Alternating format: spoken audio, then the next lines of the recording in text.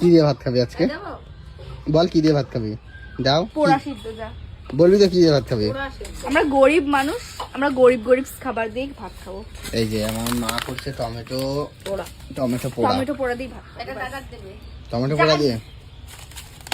তো আমার চাকর কাজ কর মা নিজে থাকি। এই ওমা ওমা ওটা নিয়ে আমি চাকর বলে টাকা না বাড়ালে রাইতে রাস্তা। আমার খালা আমি নিয়ে নিছি। তুই চাকর, আমার চেয়ারটাও বের করে দে, আমার চেয়ারটা বের করে দে। এই চেয়ারটা তো আমি বসবো। নিজের চেয়ার নিজে বের করে দিবি। তুই চাকর তাহলে হাত ধুবি না, হাত ধুবি না তাহলে। তুই যদি আমার চাকর হয়ে থাকিস তাহলে হাত ধুবি না, জলটা তুলে হাত ধুবি না। তুই যদি আমার চাকর হয়ে থাকিস হাত ধুবি না।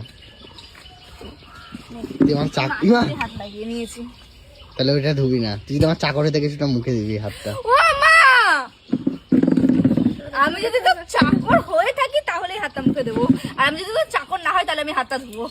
ওই চেয়ারটা আমার, চেয়ার বের করে নাও নিজেদের। না দাও তো চেয়ারটা বের করে। সাবান দিয়ে ধুবো হাত।